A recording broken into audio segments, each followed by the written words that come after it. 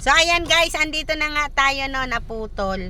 So ito na po yung ating mapa ng ating Limobresa South. Ayan, ayan. So ayan na guys yung ating mapa ng Limobresa South. Ayan. Site development natin dito guys, ayan, 15.5 hectares. Total number of units natin dyan sa phase 1, 1,094, no? Doon naman, meron din tayo guys kasi ditong phase 2, yung kulay dilaw. So, ito na guys yung way. Ayan. So, pupuntaan na natin. Di na tayo guys mag-aircon. Yan. Lamig. Yan. So, ito na guys yung binabaybay natin. No? So, papunta na tayo dun sa Limobresa.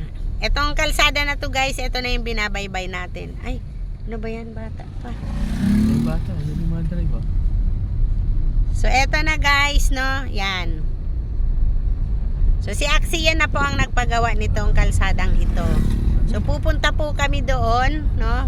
Para po tayo ay makapag video. Pinapakita ko po sa inyo itong daan. Yan.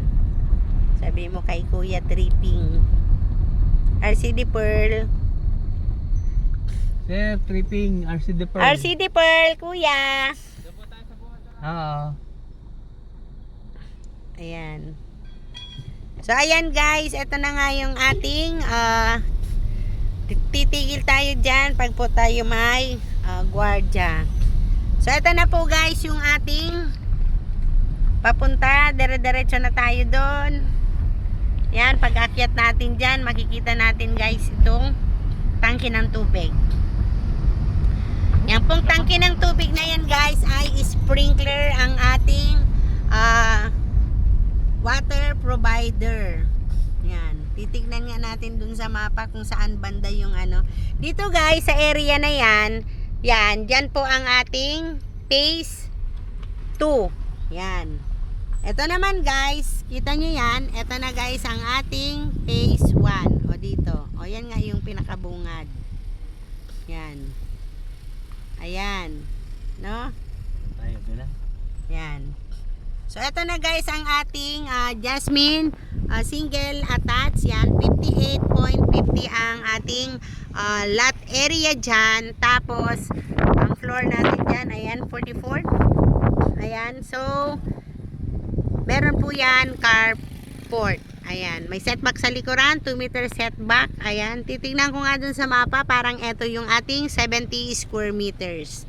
Ayan yung ating tangke ng tubig guys, no? Ayan, so punta po tayo dun sa Linea. Check natin nga dun Han sa mapa itong mga nakatayo na dito. Ilabas mo yung mapa mamaya kasi i-view natin to. Ito yung black 5, nasa black 5 ang ating viewing na Linea. Ilabas mo yung mapa mamaya para makita natin. Ayan. Ayun ha, nakatayo na yata yung bahay natin dun. 1, 2, 3, 4. Nakatayo na nga. Ayan. Ilak mo to ha. Hawakin mo na ito. Mag-uwian ng ating mga trabahador.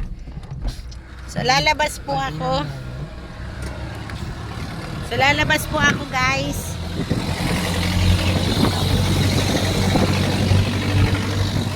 Ayan.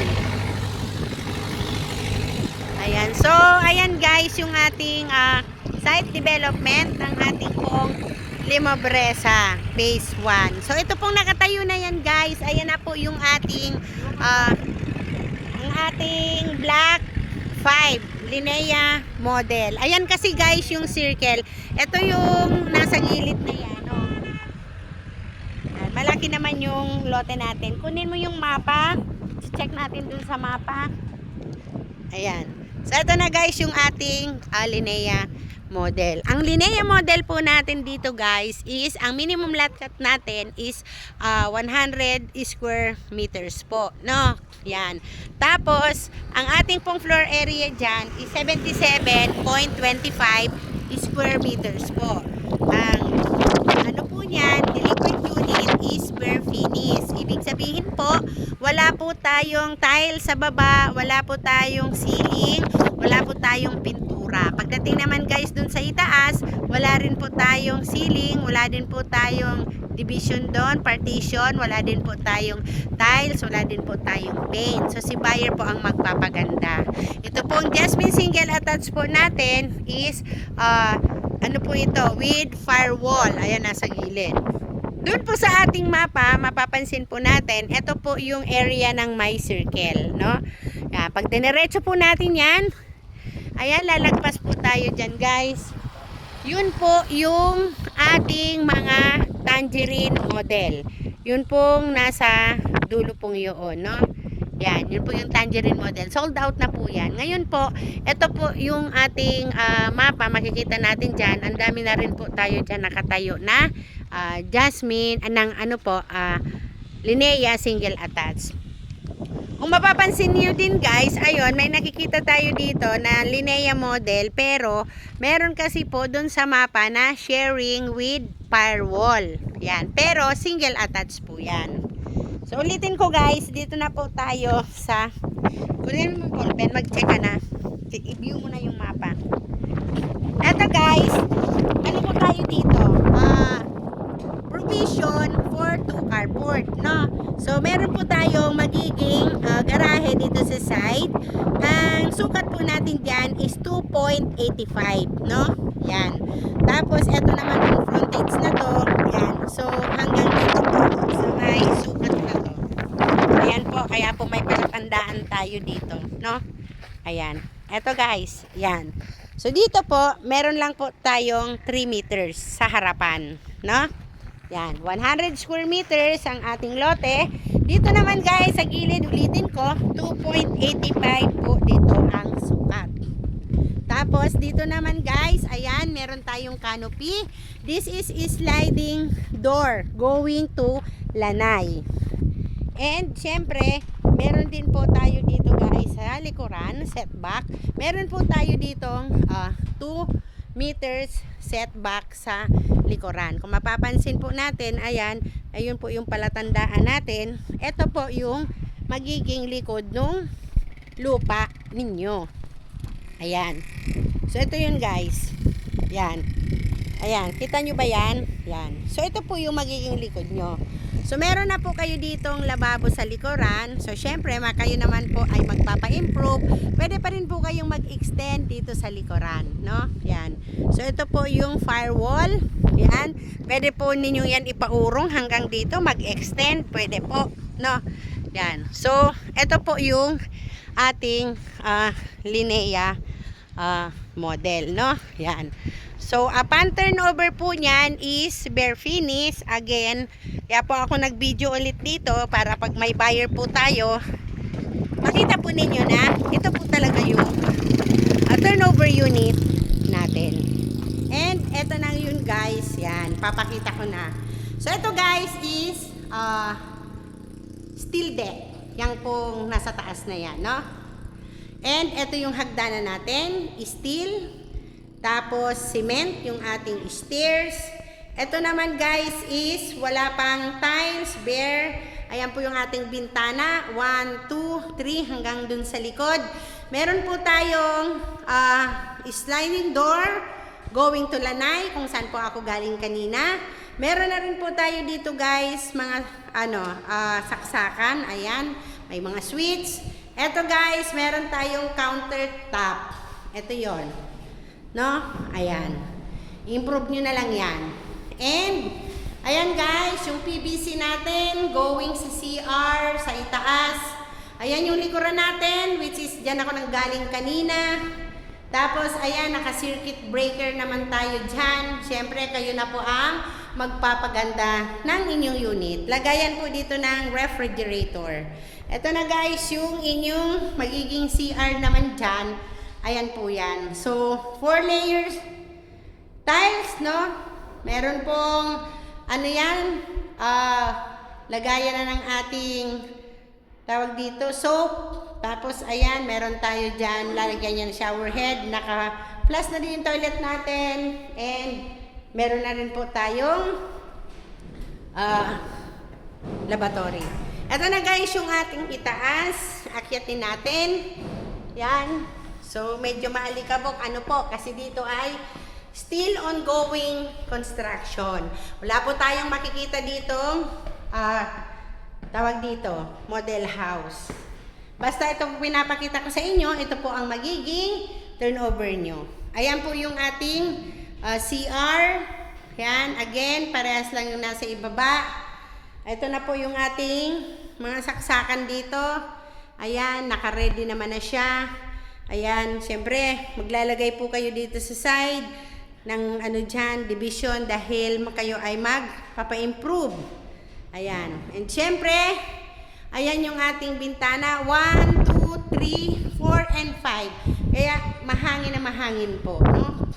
Ayan. Mapapansin natin guys, ito yung ating mga ongoing construction, no? May mga kalsada na, no? Ayan, hanggang doon sa dulo. So, meron po tayo dyan mga kontraktor, no? Ayan. So, marami-rami na po tayong ginagawa na Linea model. Still ongoing construction po tayo sa ating Lemobresa Phase 1. Yan. Again, dito po guys, ulitin ko, no? Buksan natin ang bintana. Yan. Yan po, kung saan po ako nag-video kanina. Doon po kami nang galing, no? Yan. Tapos, doon po sa, malapit diyan sa sprinkler, diyan sa ating tangke ng tubig, diyan po itatayo yung ating, Midori, no? Yung mid-rise condo. Tapos, dito naman guys, ayan, yung lupa na yan, di pa binobuldoser. Diyan naman po guys, ilalagay yung ating phase 2. So, diyan po nag-invest yung mga buyer namin, no? Yan. Sa ating pong construction guys, 2 to 3 years conformity kasi tayo po ay pre-selling stage, ongoing development po tayo dito, no? Yan. Meron po tayo dyan mga Adeline model, tsaka Linea model. Wala po tayo dyan Jasmine single. So, ayan po ang ating Lemobresa Phase 1. Ito po, kinatatayuan ko. And Phase 2 naman po, yung nandyan po sa itinuturo ko sa inyo. Napakaganda po ng view, no? Ang ganda, di ba? Yan. Sa mga gusto pong mag-invest dito, kung gusto nyo po ng masarap na hangin, tingnan nyo, oh. Di ba? Inililipad-lipad yung buhok ko. Masarap na hangin, magandang klima. Yan. Wala pong magiging baha dito, guys. Napakataas ng lugar natin. Ayan. Ito po, guys, ay aking i-upload sa aking YouTube channel. Ayan, Maria Cecilia Reyes. PRC license po ako, 003481. DSUD po, 001295. Legit seller po tayo, no? Yan, 24 years in service po ako sa real estate. Yan. So, mag-follow po kayo sa aking YouTube channel, Maria Cecilia Reyes. Yan. Again, hindi man po magandang-maganda ang aking pong vlog. Ito po ay kung ano lang po yung pwede kong i-discuss sa inyo. Yun lang po yun. Ano po?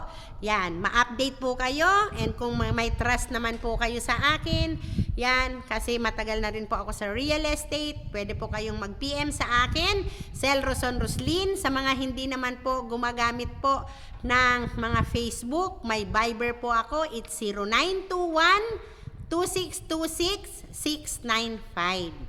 Ang aking pong Facebook Messenger, Sel Roson Roslin. Makikita nyo po na meron po akong nakalagay doon na Hall of Fame. Ayan.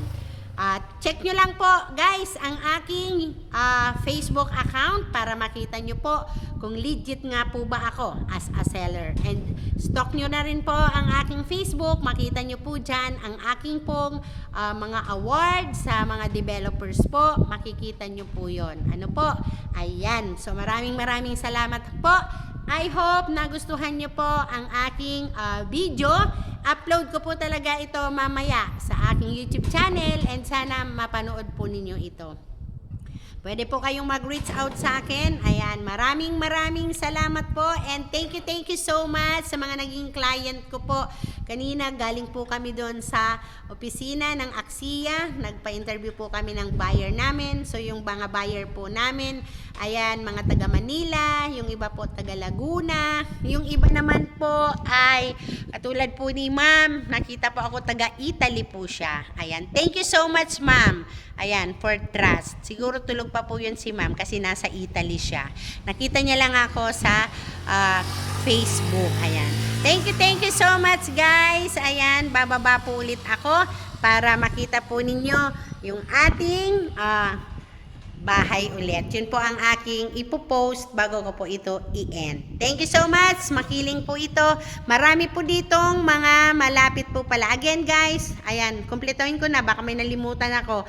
Simula po doon sa highway, sa may McDo, sa Barangay San Miguel, 3 kilometers bago po kayo makarating dito. Pero isang sakay lang naman, isang way lang naman po ito papunta rito.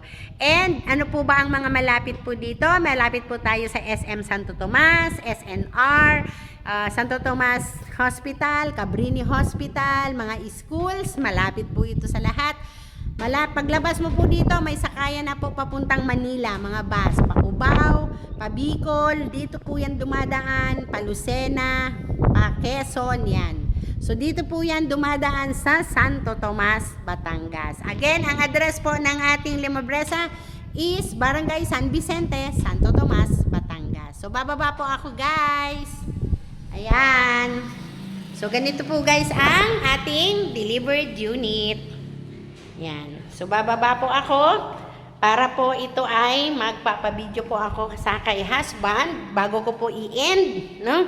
Para makita nyo po ito pong aking video. Ayan. So, bibigay ko lang po ang aking camera. Yan, para po ako ay mabideo po ako sa ni husband. Ayan. No? Yan. Ganito. Huwag mo na lang itapat sa iyo yung mukha mo. Ha? Sa akin na lang. Kasi pag ano, matatapos ko sa iyo. Tatapos lang ako. Ilayo mo na lang sa iyo. Yung buhay yung harapan. Ayan mo ko.